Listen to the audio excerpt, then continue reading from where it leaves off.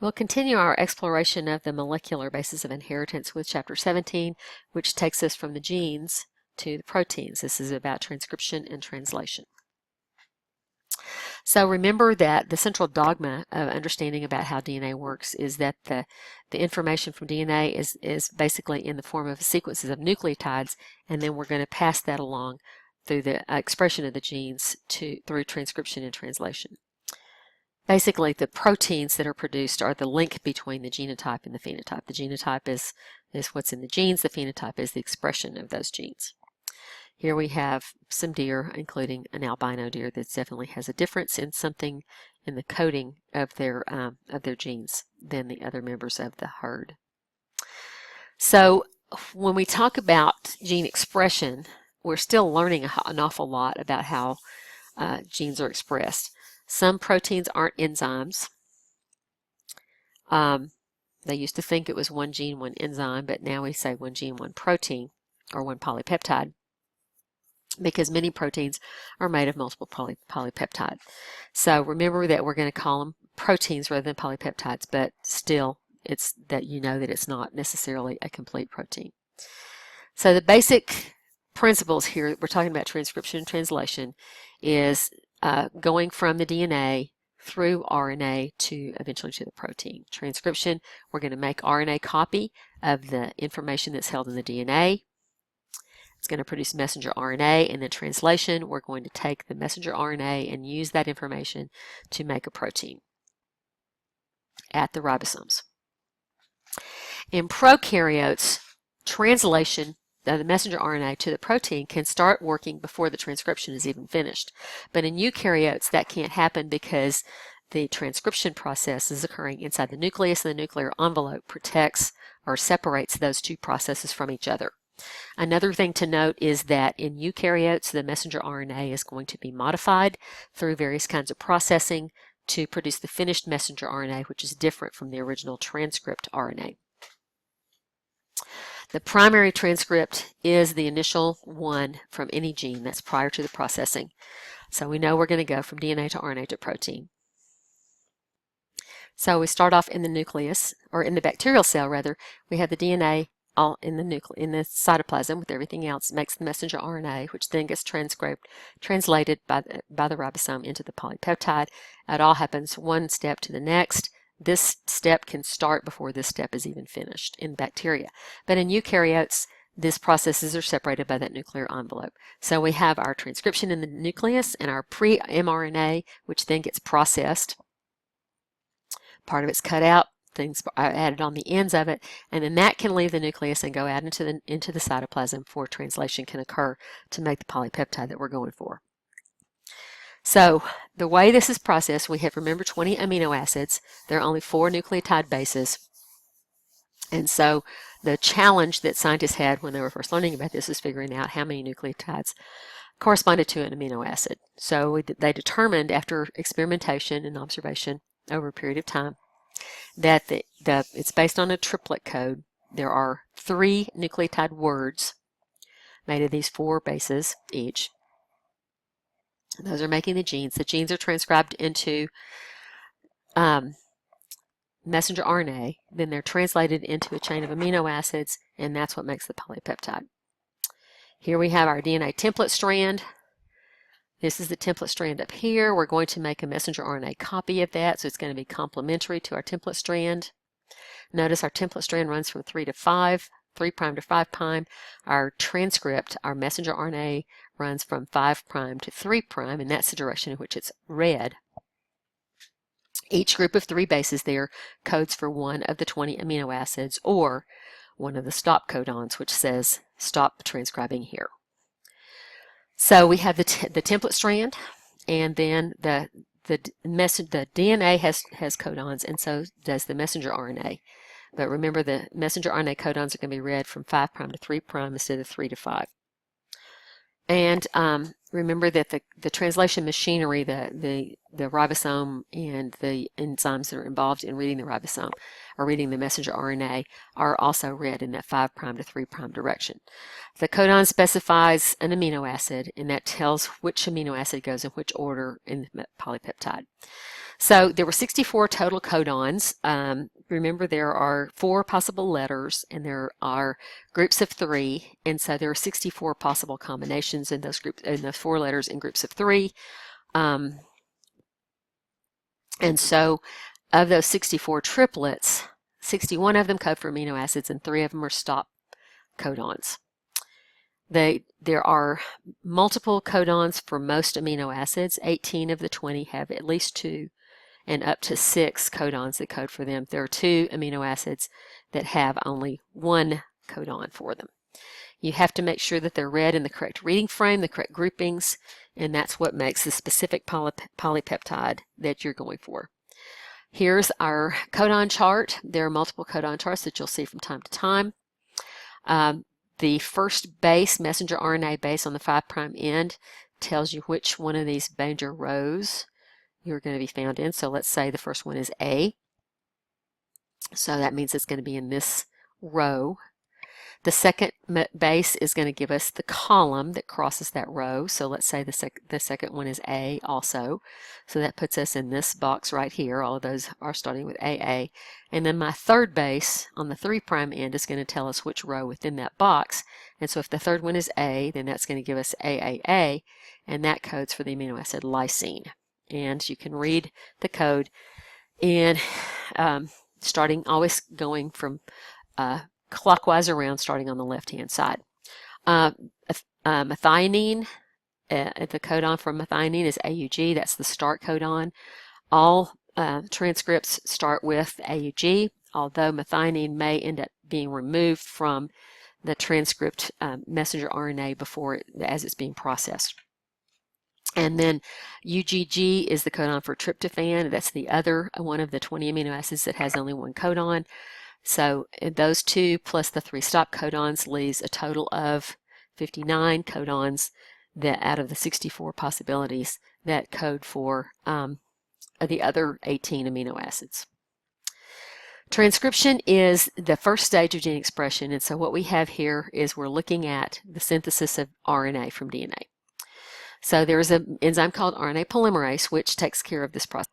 The messenger RNA is complementary to the DNA template strand that we're copying from, and remember that the same base pairing rules are followed with RNA as are followed in DNA, except for the substitution of uracil for thymine in the DNA.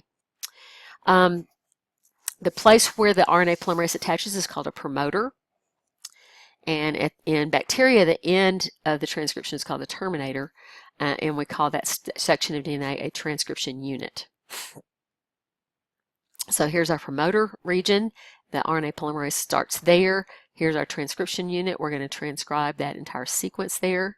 So RNA transcript is going to, the RNA polymerase is going to unzip the DNA.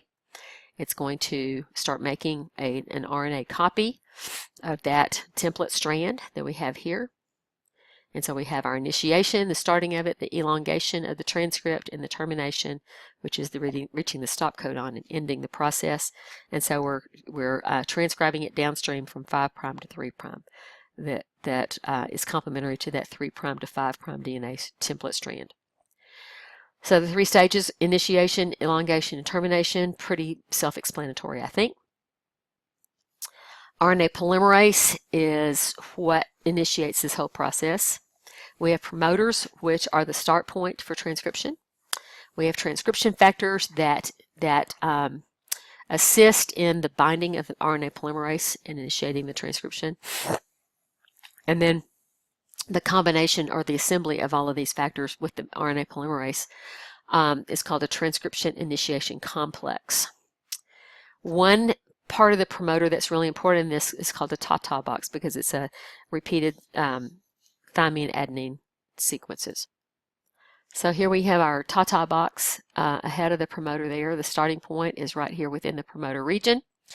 Transcription factors are all assembled here together, allowing for the binding of the RNA polymerase 2. So here's our initiation complex, and then transcription is going to occur in this downstream direction here. The elongation phase is going to, as the RNA polymerase moves along, is going to add the correct correctly paired nucleotides, RNA nucleotides, to match the DNA template strand. 10 to 20 bases at a time is going to be the untwisting rate, and then the transcription is about 40 nucleotides per second in eukaryotes. So a little bit slower than replication, but not a whole lot.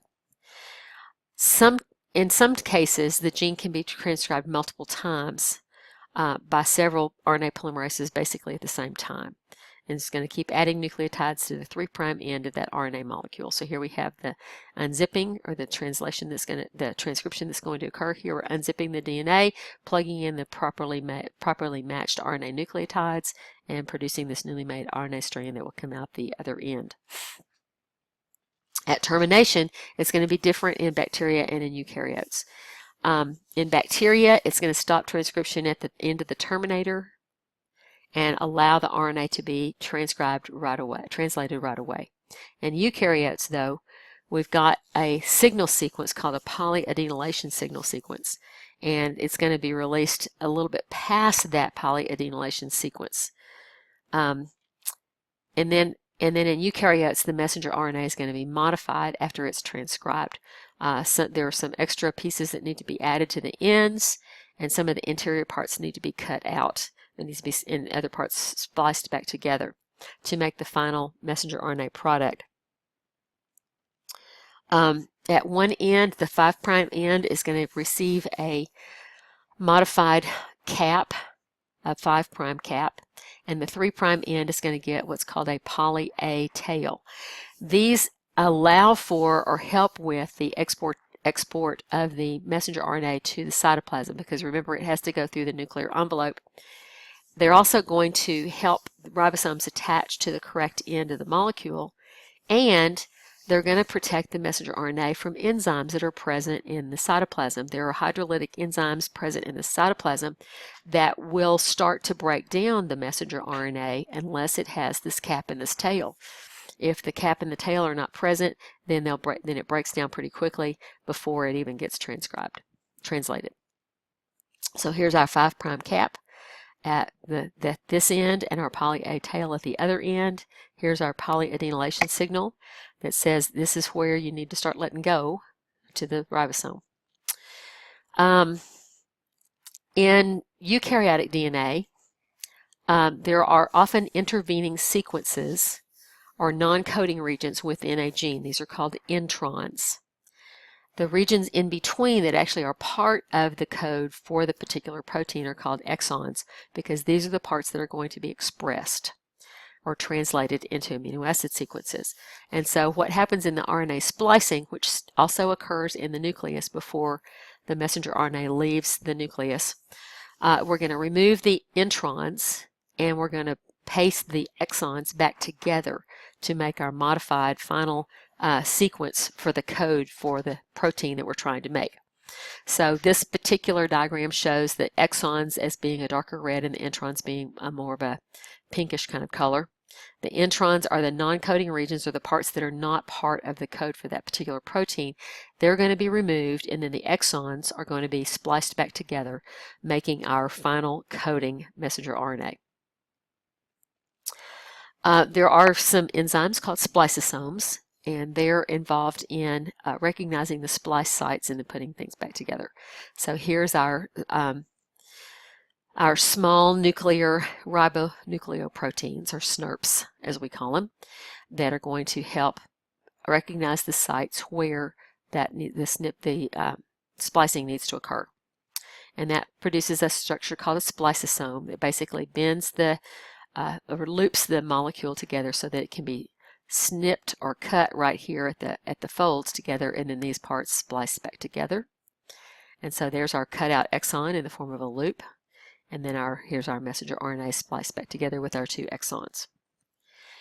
There are also been discovered in recent years such a thing as ribozymes. These are catalytic RNA molecules that actually function as enzymes. It was once thought that all biological catalysts were proteins, but with the discovery of ribozymes back in the 1990s, I believe, that was put to rest, because there are other catalytic agents that are not proteins, including ribosomes, or not ribosomes, but ribozymes.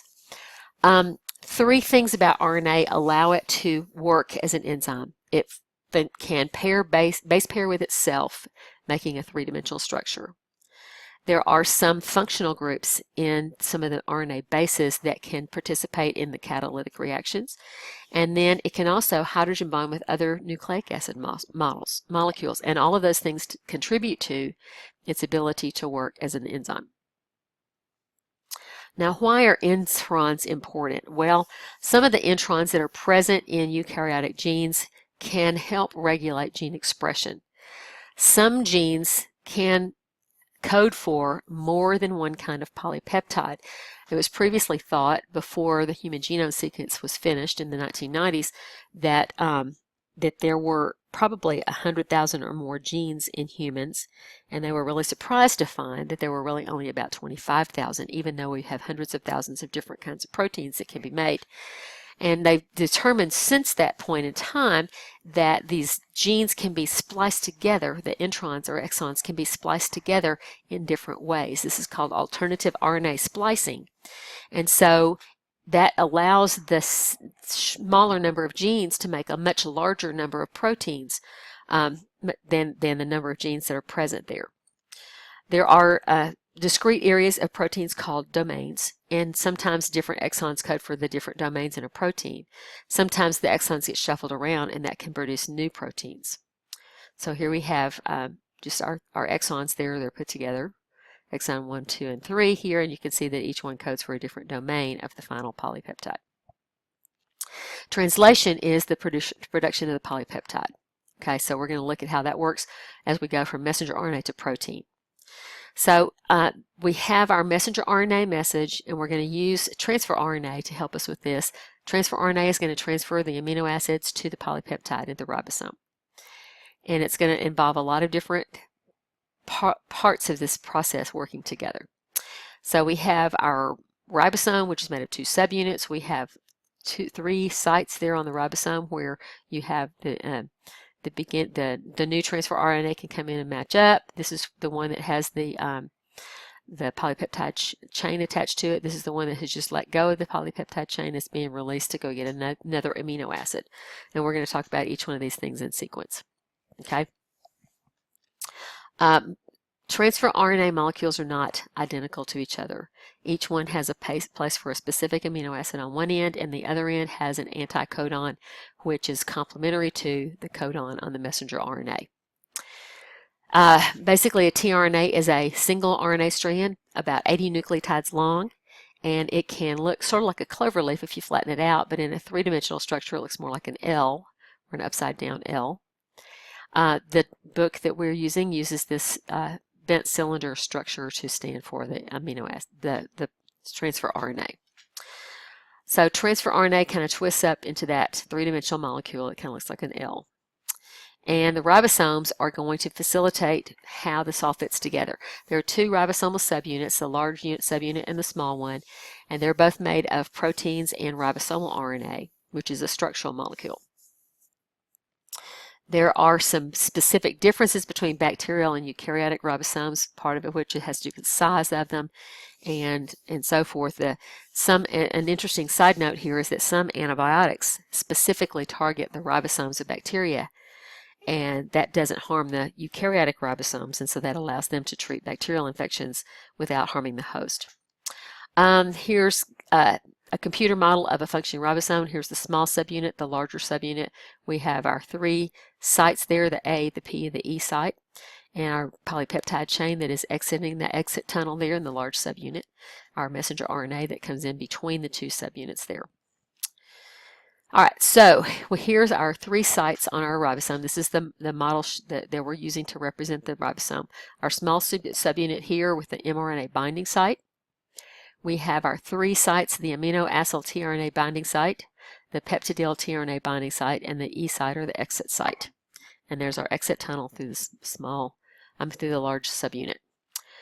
So what we have here is the messenger RNA strand attached kind of in between the small and large subunits. Here's our growing polypeptide chain attached to the tRNA that's in the P site.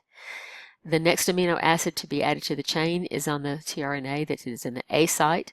This chain is going to be attached and transferred to this one.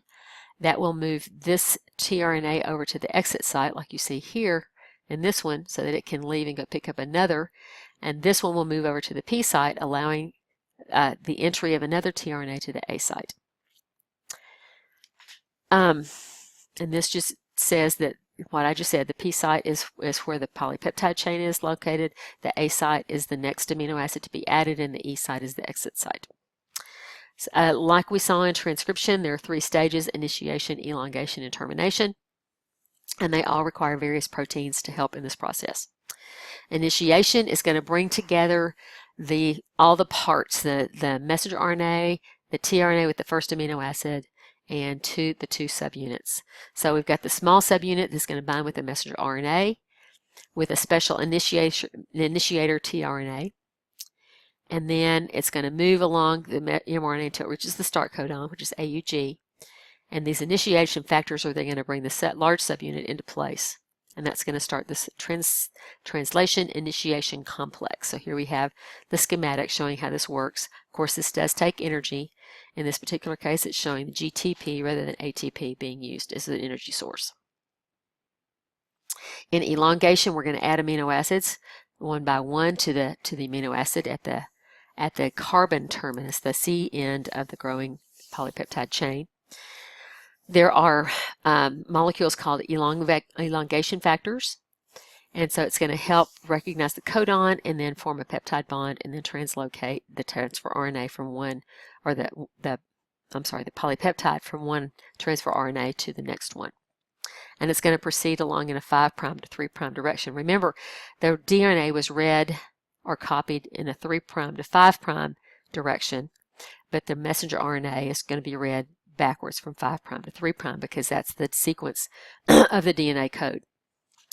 So here's our amino end of the polypeptide and the carbon end at the other end. Our next amino acid is dropping into place here in the A site. The polypeptide chain is going to be, the peptide bond is formed here, and the polypeptide chain is going to move over or transfer to this transfer RNA. That's going to allow this tRNA to move over to the E site, as you see here, and this one will translocate over to the P site, allowing for the addition of another amino acid into the A site, and the whole process continues. Termination occurs when you reach a stop codon. And when the stop codon reaches the A site, then it's going to accept a protein called a release factor, which is going to add a water molecule instead of an amino acid on that carbon end of the polypeptide chain. That's going to release the polypeptide, and then everything in the translation assembly is going to come apart. So here's our release factor. It adds water onto this, and so that terminates the polypeptide chain. It releases the transfer RNA here, and everything comes apart and is ready to be used again. Now, you can find, oftentimes in cells, a number of ribosomes that are translating the single messenger RNA. This is called a polyribosome, and that allows the polypeptides to be made very quickly. So here we see a polyribosome here, where you've got multiple ribosomes reading the same messenger RNA sequence. And this is a micrograph showing the same thing. When the protein is finished, it's going to take usually more than just translation to make a functional protein, because remember, polypeptides have to be folded in the correct way, folded and twisted and put multiple parts put together. So it takes a little bit more modification of folding and so forth to make a functional protein. Remember that the coils and the folds in the secondary structure are going to happen spontaneously. And then there are other kinds of modifications that can occur either in the cytoplasm or in the ER or the Golgi apparatus. And then the ribosomes, remember, can be either free in the cytoplasm, or they can be attached to the endoplasmic reticulum, the rough endoplasmic reticulum. The ribosomes can move back and forth from one to the other depending on what the function of the protein is that they're trying to do, and they can move back and forth from free to bound. The synthesis is going to finish in the cytosol or the cytoplasm unless the polypeptide signals the ribosome to attach to the ER, in which case then that signal recognition particle is going to bind to the signal peptide and bring it to the endoplasmic reticulum. Generally, the proteins that are made in the cytoplasm are going to be ones that are used in the cell itself, whereas ones that are finished in the endoplasmic reticulum or the Golgi apparatus are ones that are going to be either stored or packaged for export from the cell. When you have mutations of one or a few nucleotides, you can definitely affect the structure of the protein and the function of the protein. These are called point mutations, chemical changes in one base pair of the gene. Sometimes this causes a big change, sometimes it doesn't cause much change at all. Here we have our normal hemoglobin gene with the sequence CTT, and here's our mutant hemoglobin. This produces sickle cell. There's one base pair change, CAT, from CTT, and that causes the change in one amino acid in the hemoglobin molecule, which changes the shape and the function of that molecule enough to cause something like sickle cell anemia. There are several different kinds of point mutations, and so we'll talk about substitutions, insertions, and deletions here, as well as some larger scale mutations a little bit later on. So we have three different kinds of substitutions. Okay, silent mutations don't have an effect on the amino acid that is coded for because they change the codon to another codon for the same amino acid. So you'll never know that there's anything wrong.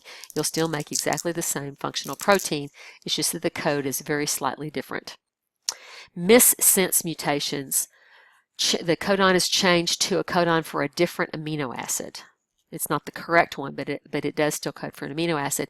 And the third kind of substitution changes the amino acid codon into a stop codon, and that's going to lead to a non-functional protein because it's going to stop before it reaches the end of the protein chain that is coded for. Here we have a silent mutation where you're going to change this codon to CCG to CCA, but they both code for glycine, and so there's no idea that there's anything wrong. Here is a missense mutation where this codon is changed from AAC to ATC, and that's going to change the codon for glycine to one for serine, and that's going to change to a different protein. May or may not have a lot of effect on the protein depending on the structure of the amino acid and how it interacts with the adjacent amino acids in the rest of the chain. And then the third one is a nonsense. This time we're going to change this codon TTC to ATC. ATC translates to UAG, which is a stop codon, and so the translation of the codons will stop after methionine here, and the rest of the protein chain that was intended to be made is not made. Now there are also mutations called insertions or deletions, and these are either the additions of or losses of nucleotide pairs, one or more nucleotide pairs, and these are pretty bad because they're going to affect everything from that point on. Okay, it's going to alter the reading frame, and that's going to cause what we call a frame shift mutation. So here we have our wild type DNA template strand again, and here's our messenger RNA codon as it's intended. If we add an extra letter in here, okay, right in here after the TAC, then that's going to shift everything down, and it's going to change that second codon there from a codon coding for lysine to a stop codon, which is going to stop the transcription or the translation of the codon. A deletion does the same thing in the opposite direction. Again, if you remove one, it shifts everything, the reading frame down to the left toward the 5' end there, and it changes again the codons from phenylalanine and glycine to leucine and alanine. And then it can also, if you move out more than one, maybe a whole codon is missing, then you're going to end up with a missing amino acid in your protein, and that will definitely affect the shape and the function of the protein. These mutations can occur spontaneously during replication or recombination or repair. Sometimes they're stimulated by exposure to a mutagen of one kind or another, maybe a chemical or some kind of physical stressor or some kind of something like radiation that can definitely cause a mutation to occur.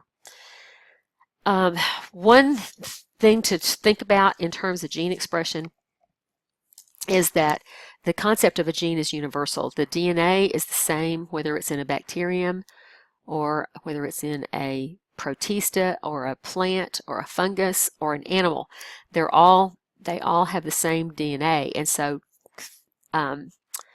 theoretically just about any gene from any organism could be expressed in any other gene because they're made of the same DNA.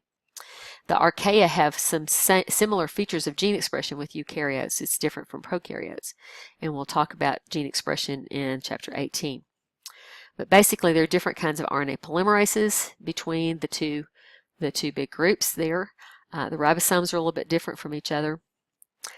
In eukaryotes, the transcription and translation are separated by the nuclear envelope, whereas in bacteria they can simultaneously transcribe like that.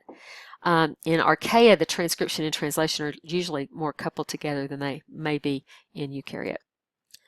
So here we see where you can have multiple ribosomes translating the same piece of RNA that can be occurring at the same time as the RNA is being transcribed from the DNA. The big thing about thinking about genes, because we started off talking about genes and what they meant, and the big thing is that the idea of what a gene is has changed throughout the history of the genetic science. And so it is a unit of inheritance. It's also part of a nucleotide sequence. It's also part of a DNA sequence. And so the big thing to remember is that all of those things are related to each other, and it can be expressed to produce a functional product, a polypeptide or an RNA molecule, but basically it's just a region of DNA.